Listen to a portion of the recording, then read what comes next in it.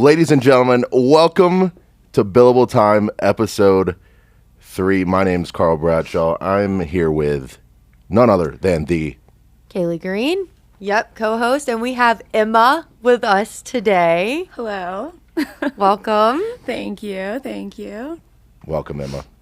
We got a special edition today. We're getting active. Emma, tell us, let's go. Well, we know your name. Give us your last name since Kaylee didn't say your last name. Emma I'll let that Grice. slide. Yep. Sorry, I'm already messing up, I guess. It's okay. I'll give you this one. Let's go. How long you been at Jackson and what you do here?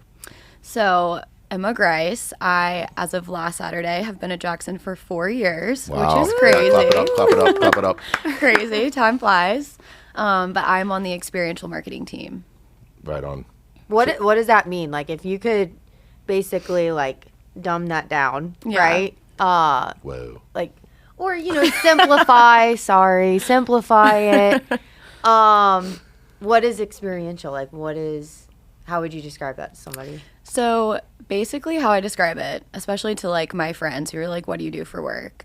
It is when we have clients here who do events, whether that's activations, whether that's hospitality, basically more than just what you see on social media or in print campaigns, things like that. It's really bringing the brand to life at events or experiences, things like that. Sweet. That is. I kind of want to switch teams. It's a lot of fun. Hey, you'll get to travel. I'll get to travel. At that point. Lots of, great status on Delta, so that's a perk. Cool. We joke all the time because Carl doesn't get to travel. So it's like, oh. Hey, I beat the stigma because next week Oh, I'm there heading you go. You to just said it enough to make it happen. the You deserts of manifested Mexico. It. Yeah, heading down there. That's exciting. Yep, me and old Jay going to tear up the deserts. Go eat some tacos, hang out. Oh yeah, That's best gonna food be down there. That's going to be fun. It's going to be great. So, you went to UGA. Yes, go Dogs. Jeez. Yeah, #1 Georgia fan right here. Did you know that you always wanted to go there growing up, or? I did. My mom went there, and Okay. so we grew up a Georgia family. And then being from Atlanta, also, it's just so many people there, big Bulldog fans. And I was like, why would I not want to go to this awesome school that has an awesome football team in a really cool city? So Yeah, it Athens wasn't a is hard great. decision. Yeah. Yeah. And the fan base is just so, like, loyal. Oh, for sure. It's like you don't mess with the dogs. Yeah, down. Or you'll get barked at, which is Yeah. not a great Oh, experience that- from what I've heard. Bark, bark. Hey. That was pretty good, Carl. Have you ever been to Athens? Like Grice or? Not. Oh, sorry. I mean, it's- I'm sorry. Arguably better than Athens, Grice, but I mean, well, see, I went to a small D2 school in the mountains of South Carolina. So my football team had around 10 fans, and I was one of them. Hey. It was pretty sad. So when you see 80,000 people packed into Yeah. into a stadium going nuts, it kind of, it's just a little different. it hurts your soul a little bit because I'm a big sports guy, and I was like, geez, that would have been so fun to do. But Yeah, it was definitely a fun 4 years. So, you graduated UGA. yes. How did you get to Jackson from UGA? So, I always knew I wanted to do something with events. I was like the kid who planned their birthday party 6 months in advance. Oh, yeah. I planned all of the friends, like girls' trips, all of that good stuff. So I knew I wanted to do something in that realm. And then when I graduated, COVID was still pretty prevalent. And so events were on a pause. And I didn't really know what category of events I wanted to do. I considered wedding planning, which after watching TLC, I got a little turned off from because of the bridezillas out there. That's fair. So I just started reaching out to people who were in cool industries and trying to decide, where I wanted to go. I knew I didn't want to go back to Atlanta. I wanted to try somewhere new, meet new people, kind of have a new challenge. Yeah. And I had a random connection to Scott Taylor, who's now the VP, but at the time he was the director of our team. And so I didn't know anything about motorsports. I thought it was exciting from what I Googled and saw on YouTube. But after we talked, it sounded like a really cool, exciting opportunity. And sure enough, a couple months later, they called me in and I interviewed, and the rest is history. So I'd never awesome. been to Greenville, Wow. never been to a motorsport event. So I just dove right in the deep end, but it worked out. Feel very lucky. And then did you start with off-roading for motorsports, or were you involved in like pavement racing? So I started more on pavement, and that was a whole new world. I mean, I'd kind of heard of it because of NASCAR. F1 was starting to get popular, and so I'd heard people talk about it, but actually being there and seeing the fan base was so cool. Like all of the passion behind it. I mean, going to Georgia, going back to football, that's the best part for me, is all the emotion and the excitement and the community and how people, it just brings them together. And so it was cool to see that also in pavement, totally different kind of fan base, but still similar in the same way. So it just was exciting. I think I would get bored if I was in a normal job. So traveling out to these crazy race events was really cool. The adrenaline, all of it. Oh yeah. It's really cool. Yeah. Yeah. It's hard to exciting. like put into words, because you really do need to be there to experience it to get like the full idea of what going to the track means. For sure. But yeah, it's awesome. Yeah, I remember my boss at the time, I kept asking her before we left for the first event. It was at Watkins Glen. And I was like, just explain, like, what does it look like? Who are we going to talk to? What is it going to seem like? And, she did the best she could, showed me pictures. But, yeah, until you're there, it's hard to comprehend how big it is. Yeah. And all the work that goes into it as well. Like so much behind the scenes work that people don't always like see or notice. And it's definitely like, it's a hustle. For sure. It is a lot at times. Long days. It is. You'll have like a 15-hour day, and it's like, back to back to back. Sounds key. Honestly, it's great though. It's like the adrenaline. Yeah. Like you thrive in it. Well, some people do, but You don't even look at your phone, and all of a sudden you're like, man, I've been going for almost a day now. But it's gas, because like, at the events, you're like, it's a new mode for me. Like usually when I'm behind the desk editing, I'm like, I want to be out there getting something done. Oh yeah, you start to like itch being in the yeah. office. Yeah. Which you just did something insanely cool. Yeah. Because we talk about, race cars with a lot of horsepower. But you went to an event where people have 1 horsepower and they're riding the horse. Yes. Let's talk about the Kentucky Derby. So it was awesome. Let me just say, my Nana's best friend was a jockey. So we grew up watching all of the races. Oh, that's so cool. So I have always watched the Derby every year. We would put our, picks in our group chat and bet on which horse. And, it was really, really cool to actually get to go. It's always been on my bucket list. And so when the opportunity was presented, I was like, oh, well, why would I not go? Yeah. So, just being there, like, it's, as exciting as a motorsports pavement races, this is totally different, but totally the same. The people there, the people watching, let me just start with that, is unmatchable. The hats, the dresses, the outfits, people just go all in, and the environment is so exciting. In the conditions that it was, it poured the entire weekend, and so you have this muddy dirt track, and some of these horses have never raced in mud before. So it was really cool. It was really exciting. Wow. And Allie went with you. Yes, me and Allie were there representing. It's so nice to have a friend go with you to this kind of thing, because it was amazing, and it was a really cool opportunity, and everybody, sees all of the pictures we got it took and all the videos, and yet it's not always just the glamorous Kentucky Derby guest version, because we are working and we're standing in, 50-degree pouring rain all day trying to get people to take surveys. And the crowd at this event is not necessarily used to doing something like that. And so it was nice to have a friend there to kind of work through any challenges together and just stay positive and enthusiastic. So that was a fan activation. Yes, Okay. it was a fan activation, but we were the only activation there doing surveys. Everybody else was just having cool photo backdrops, taking pictures, and so when people would come up to us, they would just, expect to walk away with some swag, take a picture in our booth, and, we had to prompt them a little bit more to engage and get that data collection. But, yeah, it was really cool.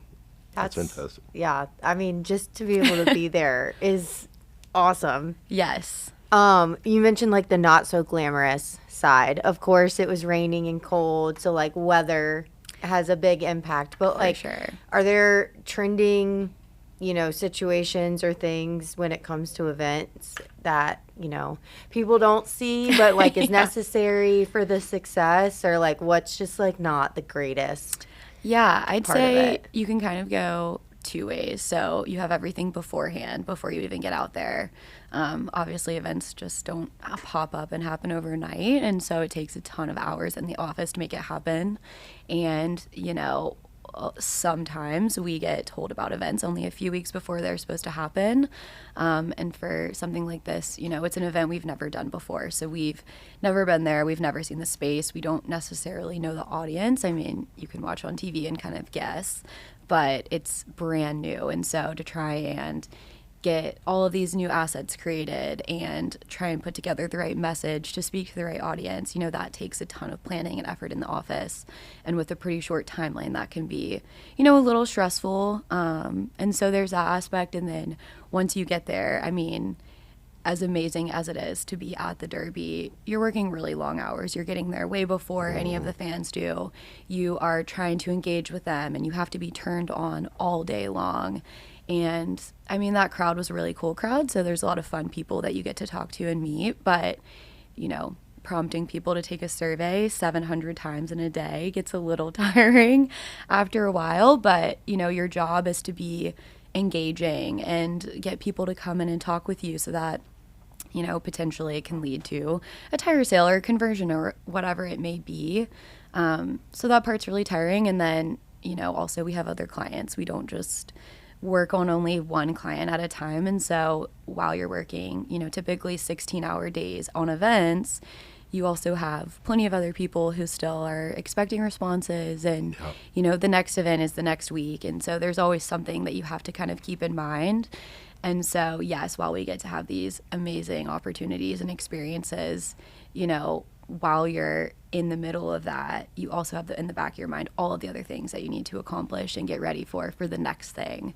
And Right. so I think people sometimes forget that we don't just get to unplug and enjoy the event. And sometimes maybe we do, but there's a lot going on all the time, which keeps our jobs really exciting, but it definitely can be a challenge. So Yeah. Well, talking about, horses, clients, you guys know that we have to come up with a name for our clients for today. So we asked Emma what her favorite animal was, and she decided to say flamingo. hey, it's the only pink animal that I That's know right. of. That's right. So if you hear flamingo today, that is a client that we service, aka Emma takes care of. Yes. Yeah. So- Well, got a lot of flamingos. Yeah, a lot of flamingos. Just a herd of them. Have you ever? A herd? Have y'all ever flock? gotten flamingoed before? Have A you, flock. have you ever been flamingoed?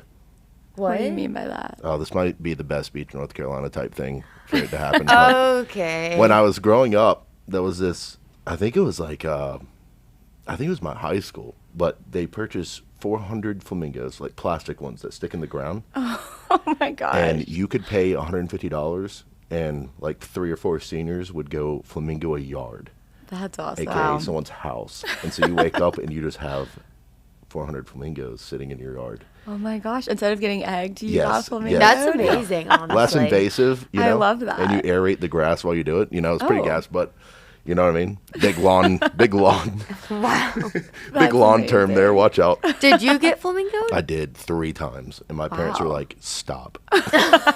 They were like, Stop what you're doing. Who did you upset? "I don't know. I was just a popular target."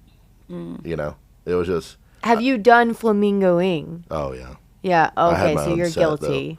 You had your own set of oh yeah. flamingos? Mine were blue, Oh. so they Blue knew. So you left a mark. flamingos. Yeah, when they came outside, they were like, "This wasn't the normal flamingoing. Wow. These are special." My goodness. Special So anyway, flamingos. flamingos is the word for today. Love it. So let's talk experiential projects. Sure. What are some of your favorites?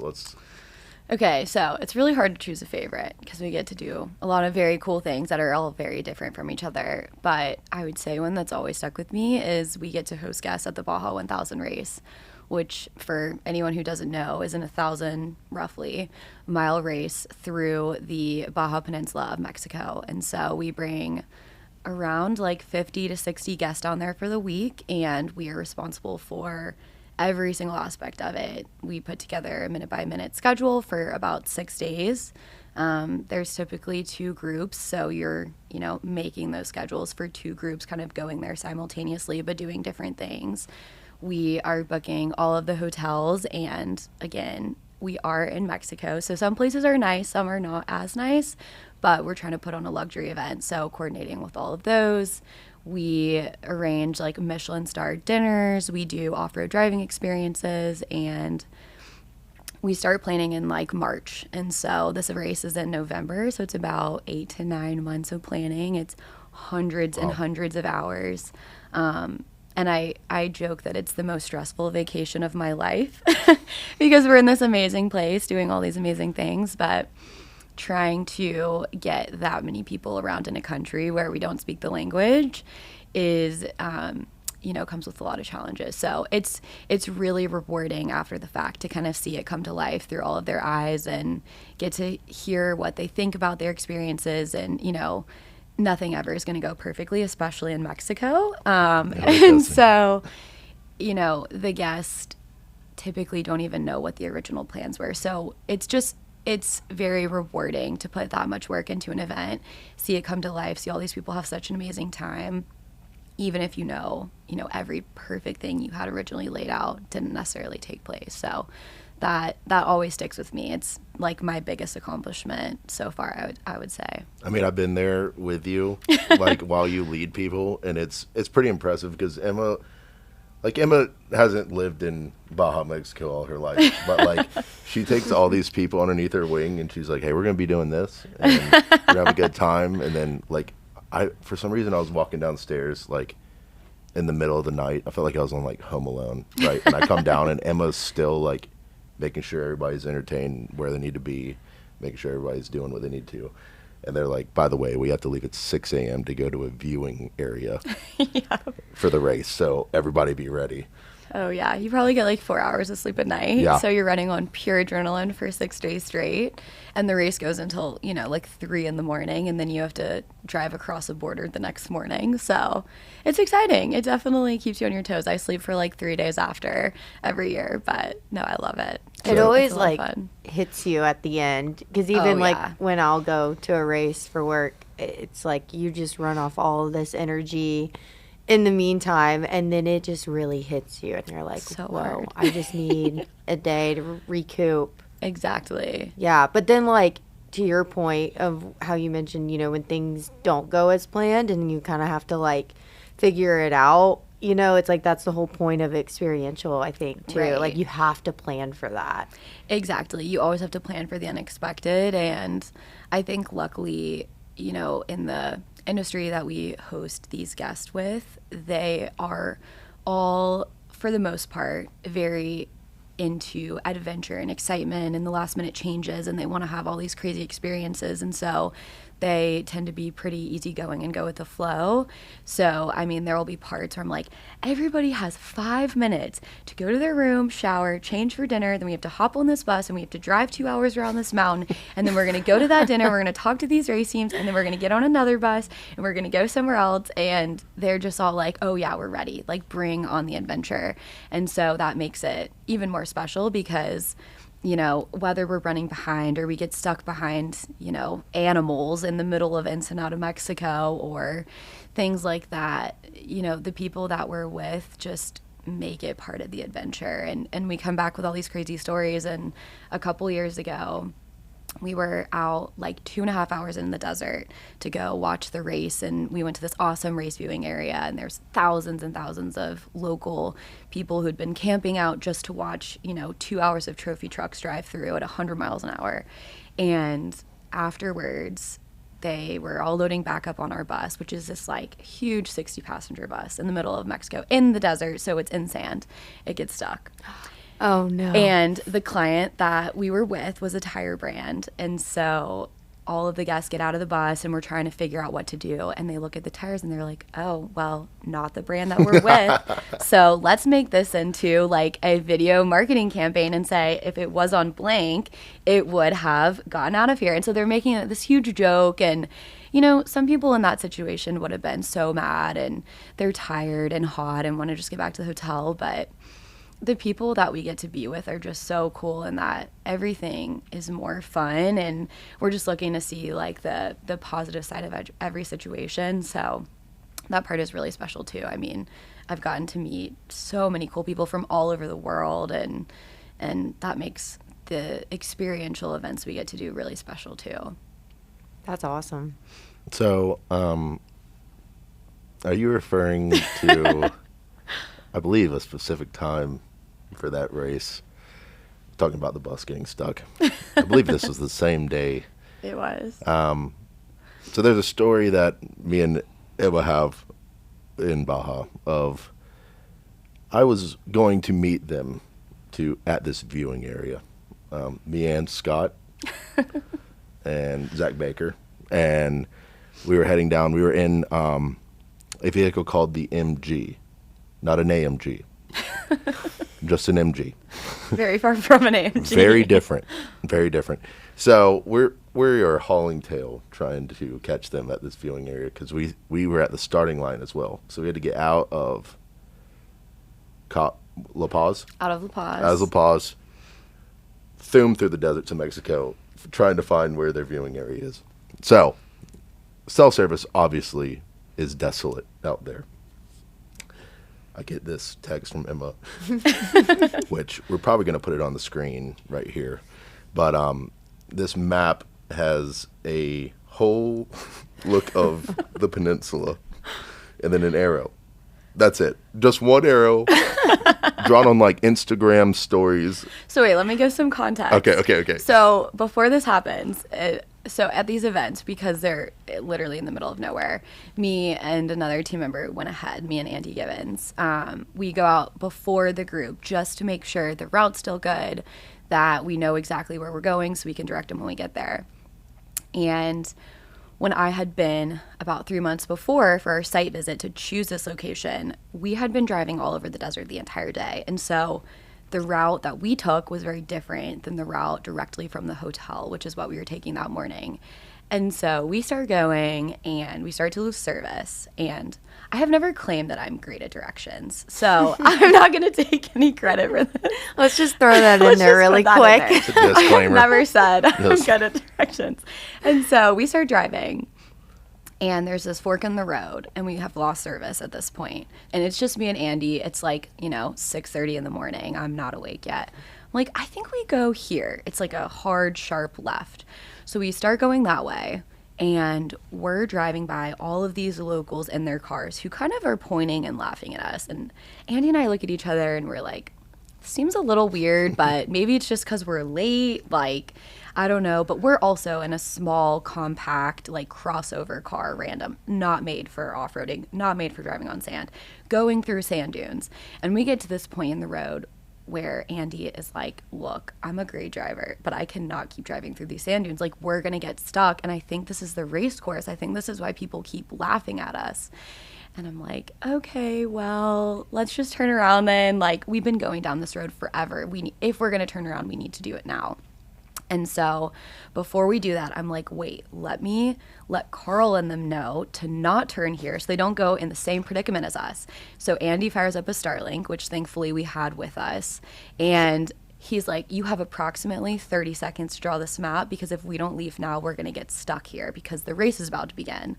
And so I'm like, oh my gosh, okay, well, how do I explain this as quickly as I can on a map? So I screenshot our location.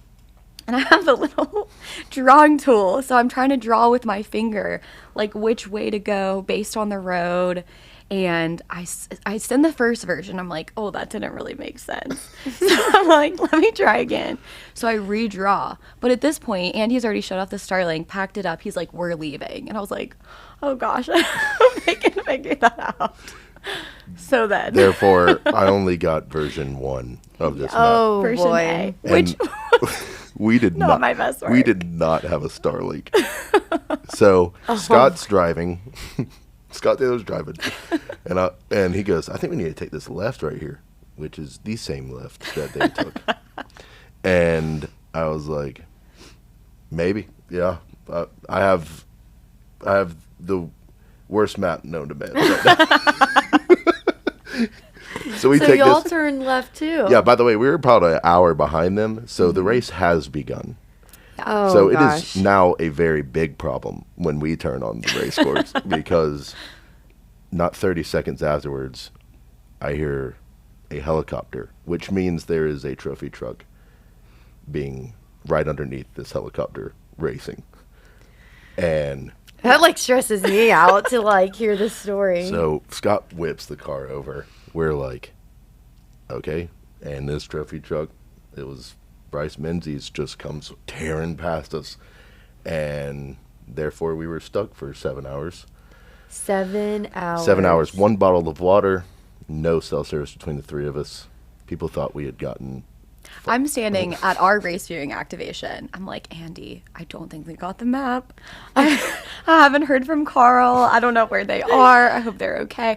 I'm freaking out the whole day because we had a Starlink, but they didn't. And so no texts were going through, no calls were going through. I'm like, I really hope they're okay. Oh my Yeah. gosh. We actually used a drone because we were in a dry lake bed, like run downtown. And like, I mean, it was nuts. So like, and there was a crazy turn. So I think we have some footage of that too. But there was this turn where trucks were like trying to make this like to go around this lake bed, and they would like hit these big cactuses, which like you can get jail time for out there. Hitting a cactus? Yeah, It's a felony, yeah, yeah. So Whoa, I did not know that. yeah, so all the locals are like pushing over these trophy trucks, and like people are freaking out, and we're just in the middle of it, and I'm like, Wow. so we ended up getting that's a very long story, but you know, You talk about an experience, you right? talking about That's one for sure. experiential. That is what I'm talking about. Oh, yeah. Oh, yeah. All the man. craziest stories come out of Mexico for sure. Yeah. That's so cool to look back on, though. Like, you know, like you said, it's the proudest thing that you've done, right? Oh, yeah. With work. So, that's just awesome. That's really rewarding. And then Yeah, definitely. to be able to say, like, oh, you've helped out, you know, with that race, and then all the other races throughout the year, too. Exactly, yeah. That's cool. That's really, really special. I think the cool part is like our crew, because this is it's a newish team, or that got the name Experiential. I don't even know if I'm saying that right. Experiential. Experiential. I see. I haven't been saying it right. That is. It's Close it's a tricky word. It is. That's embarrassing. That's a lot of okay. syllables. Cole, I haven't finished my rock star this morning. That's so I'm why. blaming it on. Yeah. Jeez. That makes sense. So it's very new to me because I've been saying it wrong forever, and now I've got it. So Experiential. yeah, but like our team's so good at that stuff, even though it's new, and I think that's a testament to who we are. Of like, you know, anything you want to throw at us, you know, horse race, yeah, Yep. 1,300 miles through Mexico, yeah. You want to do an off-road tour in Canada, yep. Yeah. You know what I mean? It's like anything. We're up for the challenge as well, which I think is super cool about you guys. Is like anything you want to do, we are ready to rock. We have the resources to do it. We have the knowledge and the expertise, and so I think that's pretty gas. Yeah, the people make the difference. So we're really lucky to have such a great team. That's awesome. Now, we'll close things out here. Can you leave us with, you know, why Jackson? Like, kind of going off of what y'all just talked about, but why should they choose us for experiential marketing, activations, experiences, and then, like, you know, how do we turn those, like, visuals into something tangible? So I think like we were just kind of saying, it really goes back to the people. I think that our team has grown to really be super flexible and adaptable. And at the end of the day, you know, we have a ton of creativity here at Jackson. And so we can plan, we can bring that to life. We can, you know, recommend these awesome activations, and that's definitely part of it. But to really pull it off and make it happen takes a special group who are willing to work really hard, pivot very quickly, and come together.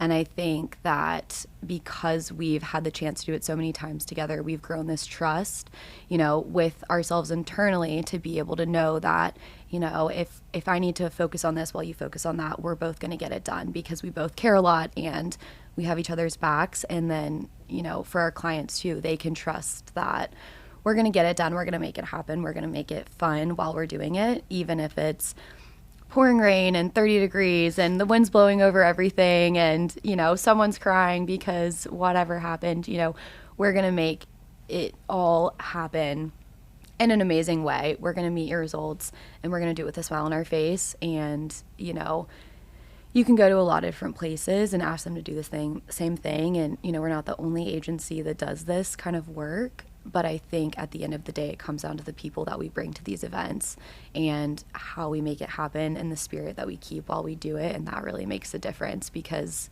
events are crazy and they're really hectic and there's a lot of time you spend on the ground. It can be really exhausting. And if you don't have the people around you to uplift you and get you through that, then that's going to be reflected to all the attendees and the audience and everyone around you. So again, we're just lucky that we have the team that we do. And you know, I think we're all super blessed to get to do this work and do it together. So I guess that's why Jackson, but come be our flamingo. Yeah. Nailed it. That's a sales pitch right there. Jeez, I'm about to sign something. What do I need to send you? Zelle, Venmo. Hey, I want a flamingo for my yard. Oh yeah, we can make that happen. Yeah. I think I still. Dude, you can flamingo an office. There we go. We'll have that. Yeah, please. So if it happens, it didn't come from here. There we go. We have to keep it a secret. Yeah, it's Yeah. Let's work on that. Yeah. That could No, be that's a pretty thing. funny. And of course, you guys know, so don't tell anyone. Yeah. Yeah. It's our secret. Well, right on. Well, Emma, thank you so much for joining us. Thank you for episode having me. 3. This is so Awesome. much fun. Yeah. No, In the thank books. you. I know. We're We just did it. rolling. We're rolling coal. Well, awesome. Awesome.